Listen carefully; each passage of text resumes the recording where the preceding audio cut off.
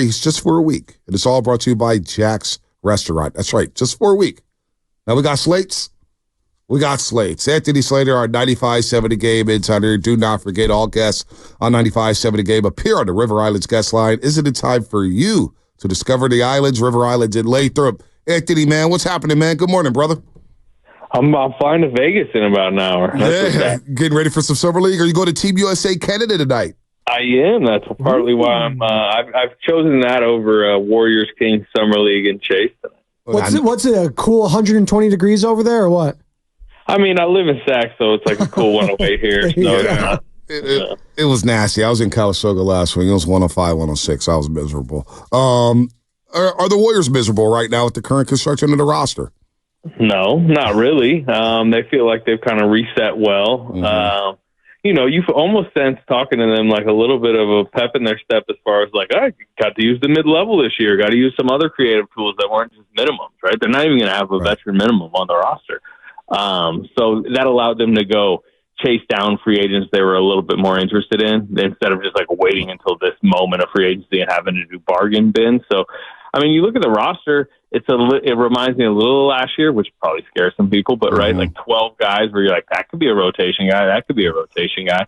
I think we all understand that they're a bigger name away from like real noise, but they feel positioned to potentially get in that mix. Obviously they're in the hunt for Markkanen if that ever materializes, but beyond that, again, I don't think it's set for sure through the next trade deadline, but I think they're okay going to camp with this group. No, you know what, Slater? I agree. I was kind of asking a tongue-in-cheek question there, but no, I'm with you. I think the financial flexibility, as you mentioned, getting out of the first and second apron, you're not going to be in a repeater tax, and to recover from losing to Klay Thompson and Chris Paul. Look, I'm not going to say Buddy Hield's going to be your starter. Who knows who's going to start at the two? It could be Pods, could be DeAnthony Melton, who I'm excited about. Kyle Anderson, we know what he's going to get. But that financial flexibility, as you just mentioned, to be in a position to make a trade for whether it's Lauri Markkanen or whatever next star that could be on the way out, I think it is a great position for the Golden State Warriors to where we get around the deadline. They could have that, I'm not going to say the Dallas Mavericks type of deal where you bring in a P.J. Washington, Daniel Gafford, but at least they're in position to do that. So I think organizationally, they are in a better spot than they were a year ago. Yeah, I think two things that mattered this summer, too. They've shown more of an appetite to trade the first-rounders. They were in play for Paul George. That didn't come to pass. They are currently in play for Lauri Markkanen, right? That's what Utah's most interested in this, like, cycle of shopping Lauri Markkanen, maybe fake shopping, who knows.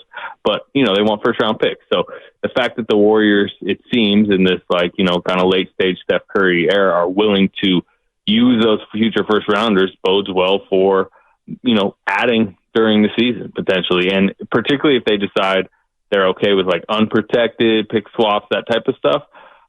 There's value there. That's one other thing I think I've learned this summer, talking to people in the league, even, around this Utah situation, like the Jazz do, like, there is an appeal to the Warriors, 2028, 2029 type picks because Steph Curry's probably going to be aged out by that point. If you pin those up, for example, against San Antonio's picks, what first round pick would you rather have in 2029, the Warriors or the Spurs? Yeah. So, I mean, it's bad in the sense of it says something bad about your future that the league really likes your future picks, but it does help your asset base now. Anthony Slater is joining us here on the Morning Roast. And Anthony, wrote yesterday in your piece for The Athletic about, the Lauri Markkanen and the sweepstakes and the Kings being involved in that. And they were willing to give up a bunch of picks, as you alluded to, but they had a time crunch. So are the Jazz just willing to just let this thing just wait out up until next year's trade deadline? What's the holdup on the Jazz front when it comes to dealing Lauri Markkanen? Because from your piece, it sounded like the Kings were willing to give up a bunch of first-round picks. You said in the past that that's kind of what the Jazz are looking for. Maybe the Warriors not as much.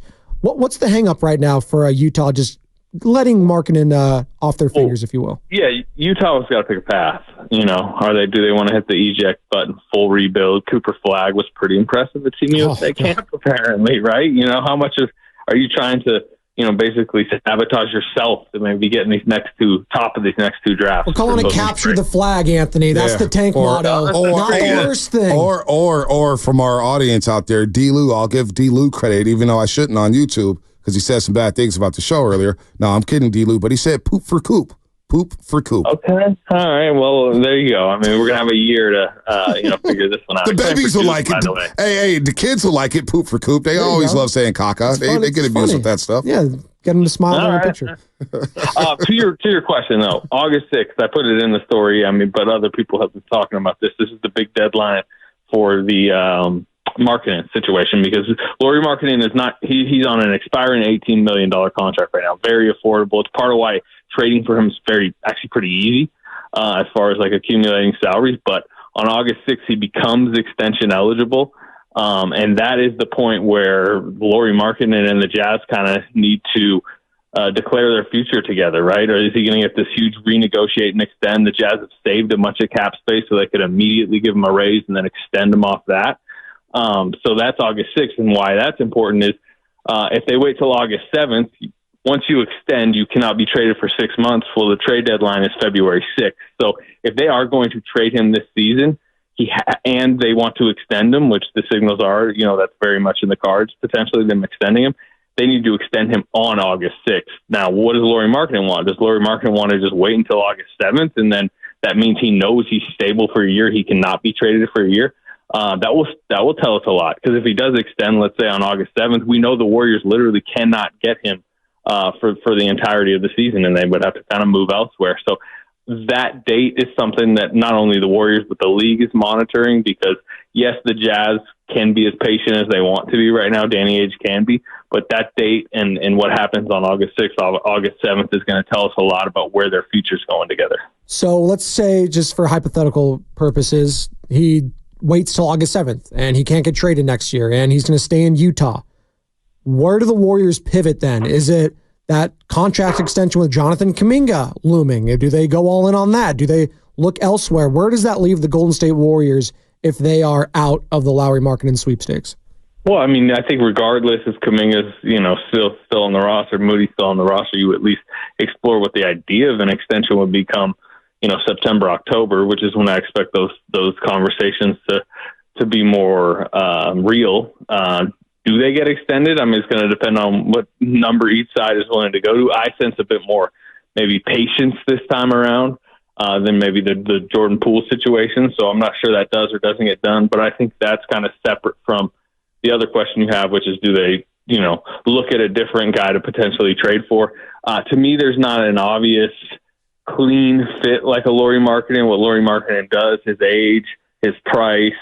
I don't see Brandon Ingram as somebody that they're dying to necessarily go after right now. I don't think Zach LaVine at 3 for $130 is that appealing of a contract. Zach LaVine's a guy, if they wanted on their roster at this point, they could have already had. So not guys will materialize. Maybe if you wait into the season, somebody pops free, Jimmy Butler sitting there on an expiring deal. Does that go haywire in Miami? Yeah. Name of various other names out there. Like, guys come available as the season goes on. Yep. So that's something I would probably expect. God, I'm praying for Jimmy Butler and Draymond Green to be on the court together come playoff time. Oh, it'd be tremendous. Well, we were all saying that for Draymond Green and Chris Paul, but they've played exactly one play-in game together for about. That's true. For Jimmy's a little different than Chris, though. Let's be honest. He's a lot different for a lot of many reasons. Anthony Slater here on the River Islands guest line on the Morning Roast. Spidoni and for Shasky. I am Bonta Hill. All right, I got a Klay question for you, but that could wait for a second. Andrew Wiggins.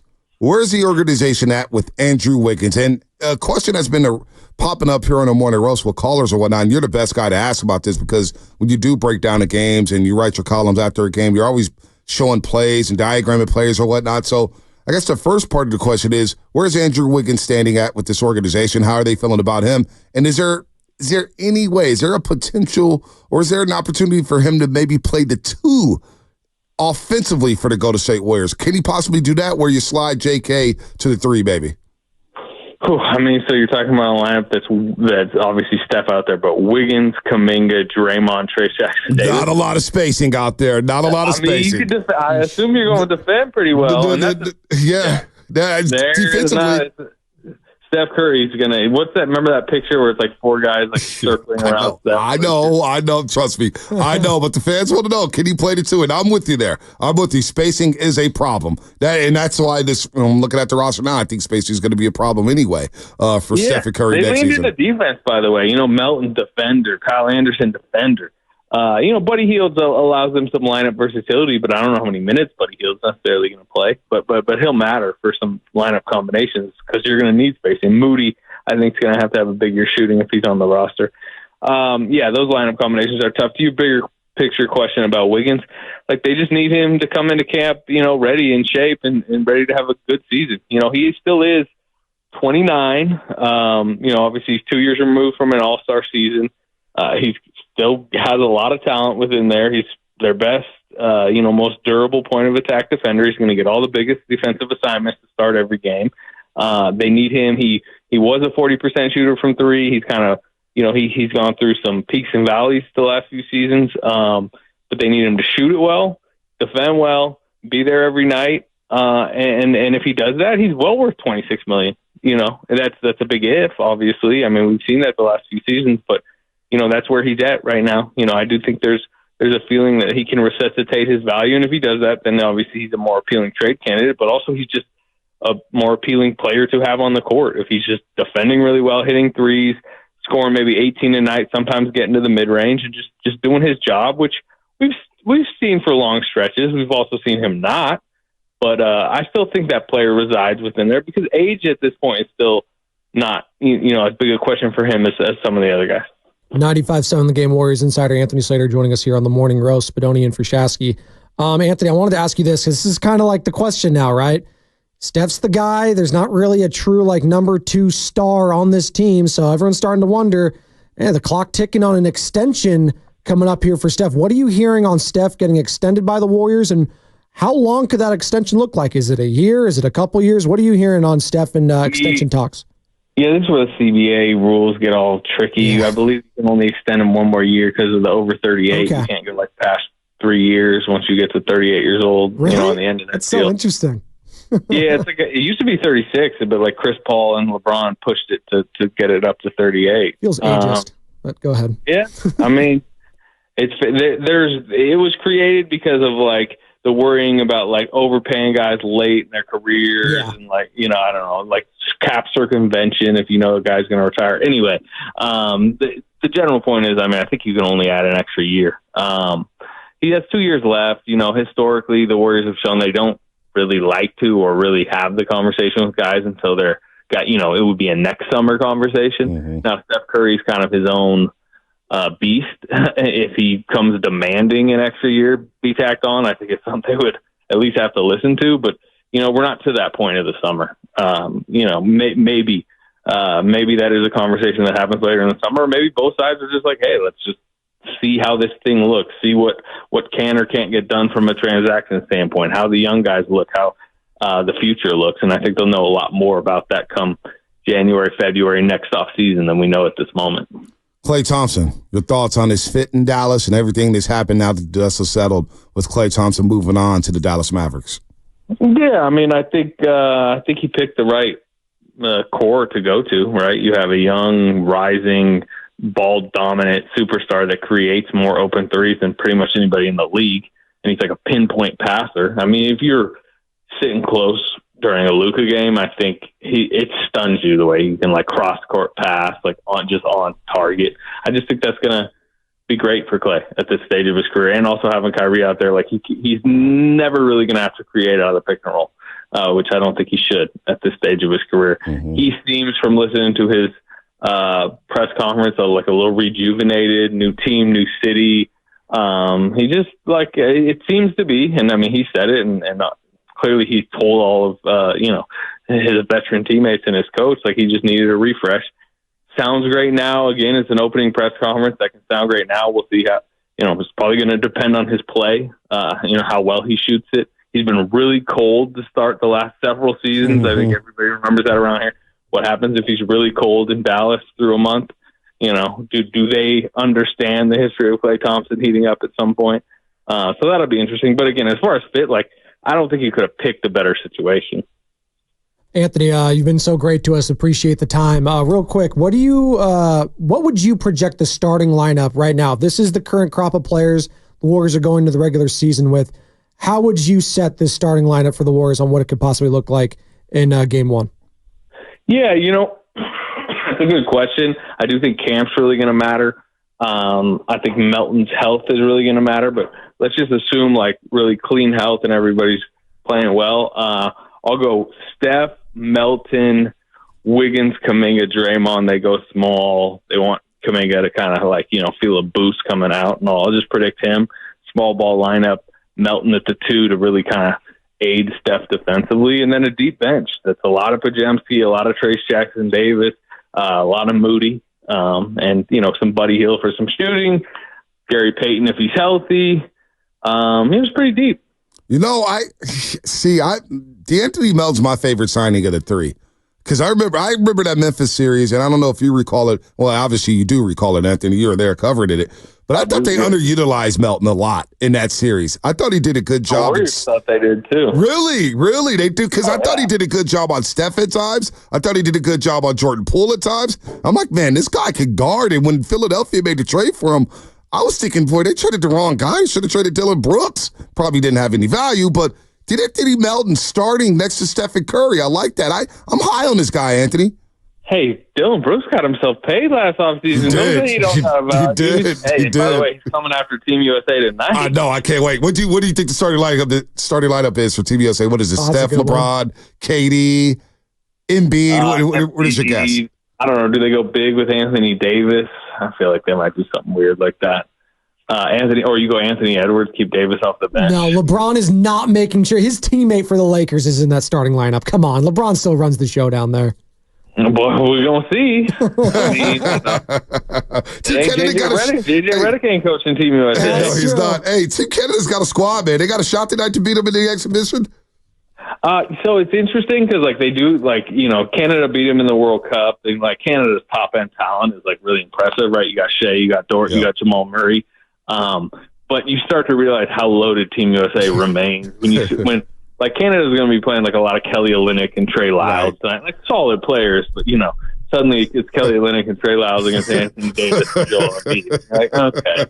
No Kawhi though, Anthony. No Kawhi. Derek White, come on down. Is he going to make it for tonight? Is he going to fly out there? I assume. I mean, half the basketball world is in Vegas. I'm on the way to Vegas. Everybody's going to be there. So, and if not, you know what? I think they can survive without Derek White. Will probably be their 11th man anyway. Why no Jaylen Brown? I don't. Good question. I mean, they made the roster prior to the even the conference finals. I believe we knew the 12-man. Mm-hmm. But it's loaded, Jason Tatum. We didn't even mention him as a potential starter. Yeah, that's true. That's true. All right, Anthony. Safe travels down to Vegas, brother. Appreciate the time today. Thanks, Anthony. All right, fellas. All right, man. Anthony Slater. He's the best. Anthony Slater, our 95.7 Game Insider, joining us on the River Islands guest line. Is there time for you to discover the islands, River Islands, and Lathrop? A lot that he said there. As a starter, 888-957-9570. Spadoni asked Slater, what's the Warriors starting lineup going to look like next season? He mentioned Curry. He mentioned Draymond. He mentioned Kuminga. He mentioned Andrew Wiggins. And he mentioned D'Anthony Melton. I think Warriors fans